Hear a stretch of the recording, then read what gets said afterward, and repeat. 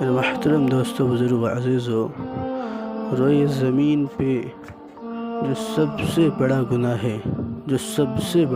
ہے وہ اللہ کی قسم نماز کا چھوڑنا ہے، کہ یہ تو ممکن ہی نہیں ہے کہ مومن نماز چھوڑ دے گا۔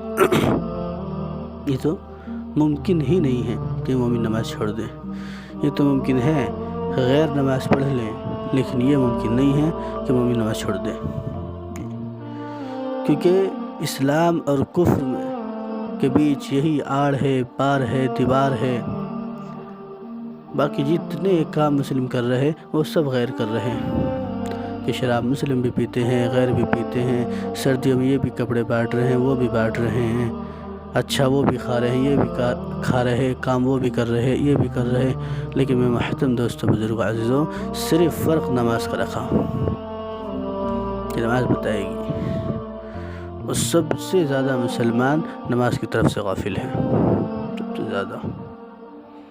حالانکہ ایسا تحفہ کہ اللہ رب العزت نے اس کو زمین پر اتارنا اس کی شان میں کمتری سمجھی۔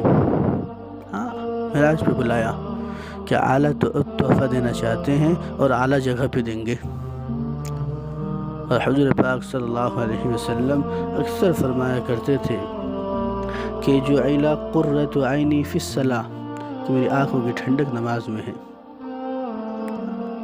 دین کا ستون فرمایا الصلاۃ عمود الدین، کہ نماز دین کا ستون ہے، یہی ہے وہ خمبہ جو تمام دین کو قائم کرے گا۔ اس سے مسلمان بالکل غافل ہے۔ کیوں نہیں پڑھتے نماز؟ کہ جی وقت نہیں ملتا، ہم کام کرتے ہیں۔ اللہ کی قسم، تمام صحابہ کرام، تمام اولیاء کرام، تمام ولی اللہ اور بھی نمازی سب کام کرتے ہیں۔ کام کون نہیں کرتا؟ سارے کام کرتے ہیں۔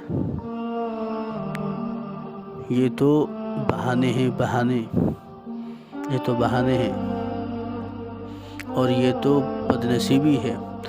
ایک درسگاہ لگی ہوئی تھی، ایک استاد نے پوچھا کہ بیٹا بتاؤ، نماز کون لوگ نہیں پڑھتے؟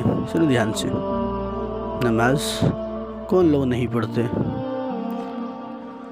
فرمایا کہ حضرت جی جو مر گئے ہیں، مردہ لوگ نماز نہیں پڑھتے۔ سنو، پھر فرمایا دوسرے بچے سے کہ بیٹا بتاؤ، نماز کون لوگ نہیں پڑھتے؟ فرمایا کہ جی کافر، کہ کافر نماز نہیں پڑھتے، کیونکہ مسلمان سے تو یہ بات ممکن ہی نہیں ہے مسلمان چھوڑے۔ فرمایا کہ جی کافر لوگ نماز نہیں پڑھتے۔ اب استاد سوچنے لگے، بے نمازی تھے، سوچنے لگے کہ میرا کن بندوں میں شمار ہے، میں کافر ہو گیا ہوں یا پھر مر چکا ہوں؟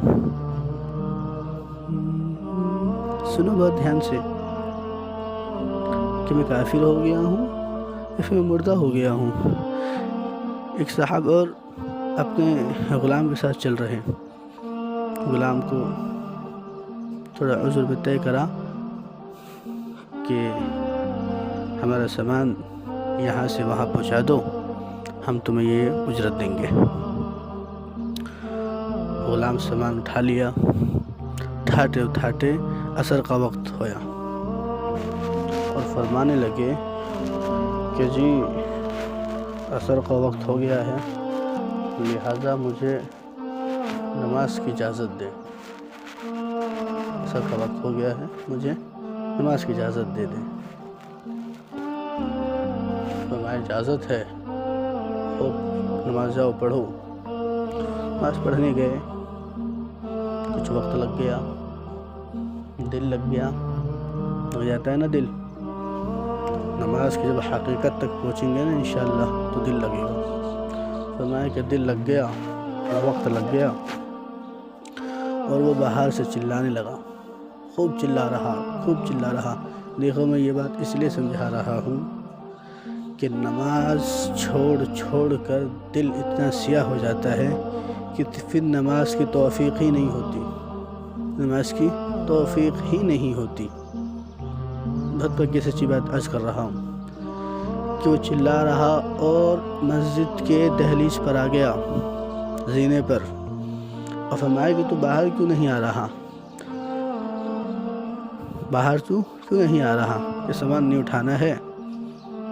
کہا حضرت آنا تو چاہ رہا ہوں، آپ اندر کیوں نہیں آ رہے؟ فرمایا چاہ رہا ہوں لیکن نہیں کر رہا۔ فرمایا کہ میرے آقا، جو اللہ آپ کو اندر نہیں آنے دے رہا، وہ اللہ کی قسم مجھے مسجد سے باہر نہیں آنے دے رہا۔ میرا ایسا دل لگا ہے کہ وہ مجھے باہر آنے نہیں دے رہا، ایسا دل لگا ہے۔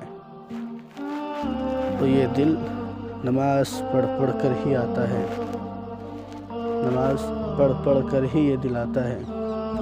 جتنی نماز سے غفلت ہوگی اتنا دل سیاہ ہوگا، جتنی نماز سے غفلت ہوگی اتنا دل سیاہ ہوگا۔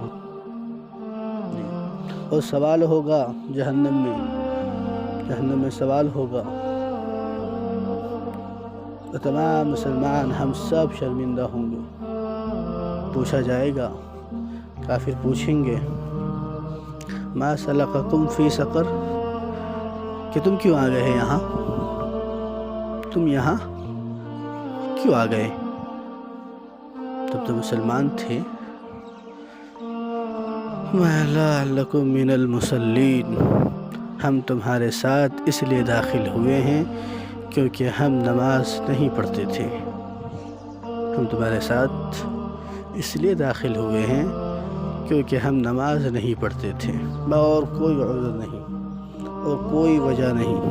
ہم تمہارے ساتھ اس لیے داخل ہوئے ہیں کیونکہ ہم نماز نہیں پڑھتے تھے۔